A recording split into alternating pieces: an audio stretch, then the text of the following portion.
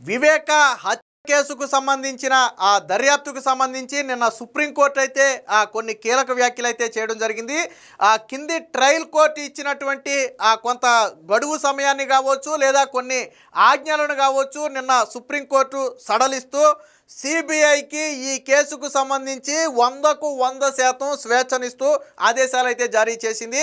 ఎవరిని విచారించాలి, ఎవరిని అదుపులోకి తీసుకోవాలి అనే విషయం మీద సిబిఐకి పూర్తి స్వేచ్ఛ ఉంటుందని, ఇలాంటి విషయంలో మేమే కాదు ఎవరం కూడా జోక్యం చేసుకోబోమని, అలా జోక్యం చేసుకుంటే దర్యాప్తు ఆలస్యమయ్యే అవకాశం ఉందని చెప్పి నిన్న సుప్రీంకోర్టు అయితే కొన్ని కీలక వ్యాఖ్యలు చేసింది. అసలు విషయం ఏంటంటే కింది ట్రయల్ కోర్టు ఇద్దరు వ్యక్తుల మధ్య జరిగిన సంభాషణను తేల్చాలని చెప్పి సునీత కోర్టులో పిటిషన్ వేసింది. అందులో ఒకళ్ళు కిరణ్ అయితే మరొక వ్యక్తి వైఎస్ భాస్కర్ రెడ్డి సోదరుడు కుమారుడు అర్జున్ రెడ్డి.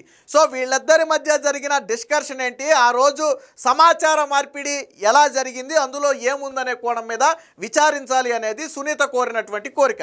దానికి కింది ట్రయల్ కోర్టు ఏం చేసిందంటే నెల రోజులు సమయం ఇచ్చింది సిబిఐకి. సో నెల రోజులు అనే సమయం పెట్టడం వల్ల ఏమవుతుంది, దర్యాప్తులో వీళ్ళిద్దరి మధ్య జరిగినటువంటి సమాచార మార్పిడిలో ఏదైనా అదనపు కొత్త సమాచారం తెలిస్తే దాని మీద విచారించడానికి సమయం ఉండదు. ఎందుకంటే నెల రోజులంటే నెల రోజుల్లో వాళ్ళకు ఒక ఏం జరిగిందనేది ఇచ్చేయాలి సిబిఐ. కాబట్టి ఈ నెల రోజులు అనే దానివల్ల సిబిఐ అసలు విషయాలను వెలికి తీసే అవకాశం లేకుండా పోతుందని చెప్పి సునీత దాన్ని సుప్రీంకోర్టులో ఛాలెంజ్ చేస్తే సుప్రీంకోర్టు కూడా సునీత వాదనతో ఏకీభవించింది. ఒకవేళ ఇద్దరి మధ్య జరిగినటువంటి సమాచార మార్పిడి విషయంలో ఏదైనా కేసుకు ఉపయోగపడే కొత్త అంశం బయటకు వస్తే దాన్ని కూడా విచారించాలి, కానీ సమయం అయిపోయింది కదా అని ఆపటం కుదరదు కదా. కాబట్టి నెల రోజులు గడువు అనేది కుదరదు, కానీ సిబిఐ వీలైనంత త్వరగా, మరీ సాగదీయకుండా వీలైనంత త్వరగా ఈ కేసుని ముగించాలి అని చెప్పి నిన్న కోర్టు కూడా చెప్పడం జరిగింది. దీంతో వైసీపీ నేతలు మరొకసారి ఇబ్బంది, ఎందుకంటే ఈ కేసు ముందుకెళ్లే కొద్ది కొత్త కోణాలు బయటకు వస్తున్నాయి. ఇప్పుడు సునీల్ యాదవ్ సోదరుడైనటువంటి కిరణ్ యాదవ్, అలాగే భాస్కర్ రెడ్డి సోదరుడు కుమారుడైనటువంటి అర్జున్ రెడ్డి, వీళ్ళిద్దరి మధ్య జరిగిన రోజు కొంత సంభాషణ అనేది జరిగింది. అది త్రూ వాట్సాప్ ద్వారా జరిగిందా లేదా వాయిస్ కాల్ ద్వారా జరిగిందా అనేది పక్కన పెడితే సంభాషణ అనేది జరిగింది. సో ఆ సంభాషణలో ఏముంది, అందులో ఎవరి పేర్లైనా ఉన్నాయా, ఆ సంభాషణకు ఈ ఎలాంటి సంబంధం ఉంది అనే కోణంలో విచారించాలి అని చెప్పి గతంలో సునీత గోడుగోలింది.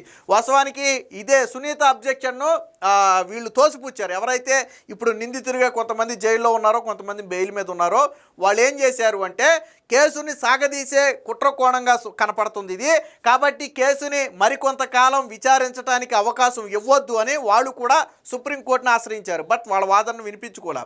కేసు విచారణలో విచారించొద్దు అని ఎలా చెప్తాం, మేము చెప్పలేం కదా. కేసు ముగింపు దశకు రావటం అంటే అన్ని కోణాల్లోనూ సమగ్ర విచారణ జరిగిన తర్వాతే అది ముగింపు అవుద్ది తప్ప, కేసులో కొత్త విషయాలు వెలుగులోకి వచ్చేటప్పుడు కేసు అనేది కొనసాగుతుంది తప్ప దీన్ని ఎక్కడ ముగించాలి అనేది మీరు కానీ నేను కానీ చెప్పేది కాదు. అది సిబిఐ స్వతంత్రత మీద ఆధారపడి ఉంటుందని చెప్పి నిన్న కోర్టు అయితే కొన్ని ఘాటైన వ్యాఖ్యలు చేయడం జరిగింది. దీంతో ఇప్పుడు మళ్ళీ అటు సునీల్ యాదవ్ సోదరుడు కిరణ్ యాదవ్, అలాగే భాస్కర్ రెడ్డి సోదరుడు కొడుకు అర్జున్ రెడ్డి, వీళ్ళిద్దరి మధ్య జరిగినటువంటి సంభాషణలో ఎవరి పేరైనా మళ్ళీ బయటకు వస్తే మళ్ళీ దర్యాప్తు అనేది అటుమళ్ళుతుంది, అంటే దర్యాప్తు అనేది ఇంకా సాగుతుంది. సో కొత్త పేర్లు ఏమైనా బయటకు వస్తాయా, కొత్త వ్యక్తులు ఏమైనా ఇందులో ఇన్వాల్వ్ అవుతారా, లేదా కేసుకి బలం చేకూర్చే అంశం ఏదైనా దొరుకుతుందా అనేది సునీత అంచనా.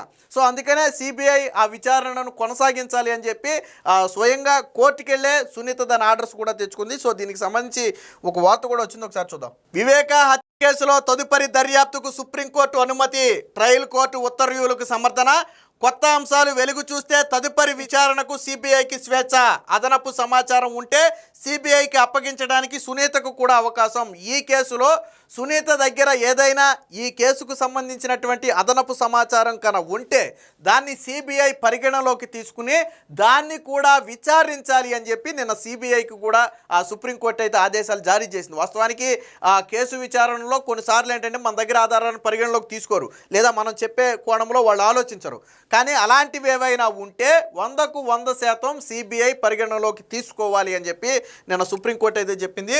సో మాజీ మంత్రి వైఎస్ వివేకానందరెడ్డి హత్య కేసులో కిరణ్ యాదవ్ అంటే సునీల్ యాదవ్ సోదరుడు అలాగే అర్జున్ రెడ్డిల మధ్య జరిగిన సమాచార మార్పిడిపై తదుపరి విచారణ చేసే క్రమంలో తెలిసిన కొత్త విషయాలపై దర్యాప్తు చేసే స్వేచ్ఛ సిబిఐకి ఉందని ట్రయల్ కోర్టు ఉత్తర్వులు అయితే సుప్రీంకోర్టు సమర్థించింది. ఈ కేసుకు సంబంధించిన అదనపు సాక్ష్యాధారాలు సమాచారం ఉంటే సిబిఐకి సమర్పించడానికి పిటిషనర్ వివేక కుమార్తె సునీత నర్రెడ్డికి కూడా స్వేచ్ఛనిచ్చింది. ఈ కేసులో నిందితులైన సునీల్ యాదవ్ సోదరుడు కిరణ్ యాదవ్, మరో నిందితులైన వైఎస్ భాస్కర్ రెడ్డి సోదరుడి కుమారుడు అర్జున్ రెడ్డిల మధ్య వివేకానందరెడ్డి హత్య జరిగిన రోజు సమాచార మార్పిడిపై నెల రోజులు దర్యాప్తు చేయాలంటూ సిబిఐ కోర్టు గత ఏడాది డిసెంబర్ 10న ఉత్తర్వులు ఇచ్చింది. సో అంటే ఈ నెల రోజులు గడువు అనేదే సిబిఐ విచారణకు అడ్డంకిగా మారింది. ఎందుకంటే అదంతా ఆషామాషి వ్యవహారం కాదు. ఇద్దరు వ్యక్తుల మధ్య ఒక హత్య జరిగిన రోజు జరిగిన సంభాషణను వెలికి తీయాలి అంటే దానికి కొంత సమయం పడుద్ది. సో కొన్ని సాక్ష్యాధారాలు సేకరించాలన్నా సిబిఐకి సమయం పడుద్ది.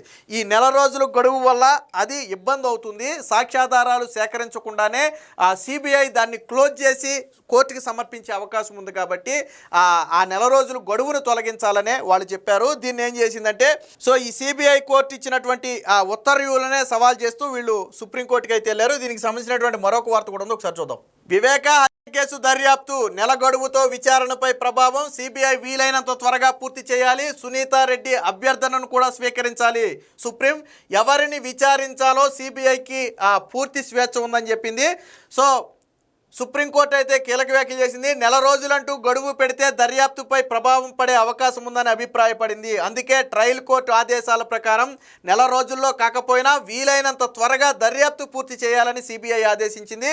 నిందితులు దేవిరెడ్డి శివశంకర్ రెడ్డి, అవినాష్ రెడ్డి, భాస్కర్ రెడ్డి, ఉదయ్ కుమార్ రెడ్డి అలాగే సునీల్ యాదవ్, టి గంగిరెడ్డిలకు కింది కోర్టు ఇచ్చిన బెయిళ్లు రద్దు చేయాలని కూడా వివేక కుమార్తె సునీతారెడ్డి అయితే సిబిఐ దాఖలు చేసిన వేర్వేరు పిటిషన్లు అయితే దాని ముందుకు వచ్చాయి. అయితే ప్రస్తుతానికి కేవలం ఈ విచారణకు సంబంధించి మాత్రమే నిన్న కోర్టు అయితే కొన్ని వ్యాఖ్యలు అయితే చేయడం జరిగింది. హైదరాబాద్లోని సిబిఐ ప్రత్యేక కోర్టు నిరాకరించిందని, కేవలం ఇద్దరి పాత్రను వెలికి తీసేంత వరకే దర్యాప్తు జరపాలని ఆదేశించింది. ఈ ఆదేశాలను సవాల్ చేస్తూ సునీత దాఖలు చేసిన పిటిషన్ సైతం విచారణకు వచ్చింది. అన్ని పిటిషన్లను కలిపి జస్టిస్ సుందరేషు అలాగే కోటేశ్వర్ సింగ్తో కూడినటువంటి ధర్మాసనం నిన్న విచారించింది. సునీత తరపున అయితే లోద్రా వాదనలు వినిపిస్తూ ఈ ప్రత్యేక కోర్టు విధించినటువంటి ఈ పరిధి అనేది కేసు మీద తీవ్ర ప్రభావం చూపుతుందని, దర్యాప్తు అంటే అసలు విషయాలు వెలుగులోకి రాకుండానే దర్యాప్తు ముగిసే అవకాశం ఉందని ఆందోళన అయితే వ్యక్తం చేసింది. సో అందుకే సిబిఐ కోర్టు ఆదేశాలను తాము సవాల్ చేశామని చెప్పగా సిబిఐ తరపు న్యాయవాది మాత్రం అసలు ఇప్పటికే ప్రధాన దర్యాప్తు ముగిసిందని ట్రయల్ కోర్టు చెప్పింది కాబట్టే మేము అదనపు దర్యాప్తు చేస్తున్నామని చెప్పారు. ఇక నిందితుల తరపున కూడా ఈ కేసును సాగదీసే కుట్రలో భాగంగానే ఇటు సునీతారెడ్డి విచారణను మరికొంత పొడిగిస్తుందని చెప్పి ఆ నిందితుల తరపు వ్యాఖ్యానించగా దాన్ని కోర్టు కూడా తోసిపుచ్చింది. సో కేసు దర్యాప్తుకి సిబిఐకి పూర్తి స్వేచ్ఛ ఉంటుంది. సో ఆ విషయంలో మేము ఎటువంటి విషయంలోనూ జోక్యం చేసుకోలేమని చెప్పింది. అధికారులకు పూర్తి స్వేచ్ఛ ఇస్తేనే వాస్తవాలు వెలుగులోకి వస్తాయని చెప్పి నిన్న సుప్రీంకోర్టు ఒక కీలక వ్యాఖ్య చేసింది. అంటే సిబిఐ అధికారుల మీద ఆంక్షలు విధించినా లేదా పరిధి విధించినా లేదా కేసును కుదించమని చెప్పినా అది కేసు దర్యాప్తు మీద ప్రభావం చూపుతుంది. ఒక విషయం నిన్న స్పష్టంగా చెప్పింది. ఎవరిని విచారించాలి, ఎవరిని అదుపులోకి తీసుకోవాలి అనే దానిపై సిబిఐకి పూర్తి స్వేచ్ఛ ఉంది. ఆ విషయంలో ఎవరూ జోక్యం చేసుకోము. అలా జోక్యం చేసుకుంటూ వెళితే ఈ కేసు పురోగతి తేలడానికి ఇంకొక 4-5 ఏళ్ళు సమయం పట్టే అవకాశం ఉంది. కాబట్టి సిబిఐకి 100% స్వేచ్ఛను ఉంటుంది. ఏదైనా ఒక విషయం మీద ఇన్వెస్టిగేషన్ చేసేటప్పుడు కొత్త విషయం వెలుగులోకి వస్తే ఆ విషయం మీద కూడా దర్యాప్తు చేసే హక్కు, అధికారం, స్వేచ్ఛ సిబిఐకి ఉన్నాయి. ఈ విషయంలో ఎటువంటి మార్పు లేదని చెప్పి నిన్న సిబిఐ అయితే చాలా స్పష్టంగా చెప్పింది. ట్రయల్ కోర్టు ఇచ్చిన నెల రోజుల గడువుతో కేసు దర్యాప్తుపై ప్రభావం పడుతుందని, కొత్త నిజాలు తెలిసినప్పటికీ గడువు ముగిసిందనే కారణంతో నిరాకరించలేం కదా అని ప్రశ్నించింది. సిబిఐకి ఉన్న స్వేచ్ఛను దెబ్బతీయలేమని, దానికి ఎవరినైనా విచారించే స్వేచ్ఛ ఉంటుందని జస్టిస్ సుందరేష్ గుర్తు చేశారు.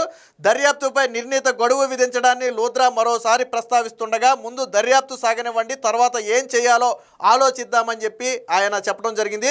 ట్రయల్ కోర్టు ఆదేశాల మేరకే సిబిఐ తన దర్యాప్తును కొనసాగించవచ్చని, ఎవరిని విచారించాలి, ఎవరిని అదుపులోకి తీసుకోవాలనే దాని మీద మేము కలుగ చేసుకోబోమని ధర్మాసనం తేల్చి చెప్పింది. అది పూర్తిగా సిబిఐ విచక్షణకు సంబంధించిన అంశమని స్పష్టనిచ్చింది. ట్రయల్ కోర్టు పర్యవేక్షణలో విచారణ వేగంగా జరగటమే ముఖ్యమని చెప్పి అధికారులకు స్వేచ్ఛ ఇస్తేనే వాస్తవాలకు వెలుగులోకి వస్తాయని అభిప్రాయపడింది. వీలైనంత త్వరగా ఆ దర్యాప్తును పూర్తి చేయాలని చెప్పి కూడా నిన్న సుప్రీంకోర్టు అయితే సిబిఐకి అయితే సూచించడం జరిగింది. సో మొత్తంగా సునీత సుప్రీంకోర్టులో అయితే గెలిచిందనే చెప్పొచ్చు. ఎందుకంటే వీరిద్దరి మధ్య జరిగినటువంటి సంభాషణల విషయంలో మరికొంతమంది కొత్త వ్యక్తుల పేర్లతో పాటు కేసుకి బలమైన ఆధారాలు ఉంటాయి అనేది సునీత బలంగా నమ్ముతున్నటువంటి మాట. సో ఈ ట్రయల్ కోర్టు ఏదైతే సిబిఐ కోర్టు నెల రోజులు గడువు విధించిందో దాని మీద ప్రభావం పడే అవకాశం ఉందని సుప్రీంకోర్టుని ఆశ్రయిస్తే 100% సుప్రీంకోర్టు సిబిఐకి పూర్తి స్వేచ్ఛనిస్తూ ఆ గడువు అనే దాన్ని తొలగించి వీలైనంత త్వరగా పూర్తి చేయాలని చెప్పి చెప్పడం జరిగింది. దీంతో ఎవరైతే వివేకానంద రెడ్డి హత్య కేసులో నిందితులుగా ఉన్నారో అవినాష్ రెడ్డి కావచ్చు, భాస్కర్ రెడ్డి కావచ్చు, లేదా మరికొంతమంది వ్యక్తులు కావచ్చు, సో వీళ్ళందరికీ మరొక్కసారి వెన్నులో వణుకుపాటు. ఎందుకంటే ఎక్కడ కొత్త విషయం బయటకు వస్తుందో, ఎక్కడ ఈ కేసుకు బలం చేకూరుతుందో, ఎక్కడ వాళ్ళు దొరికిపోయే అవకాశం ఉందో అని చెప్పి వాళ్ళు బాధపడుతున్నటువంటి పరిస్థితి. ఏదేమైనా మొత్తంగా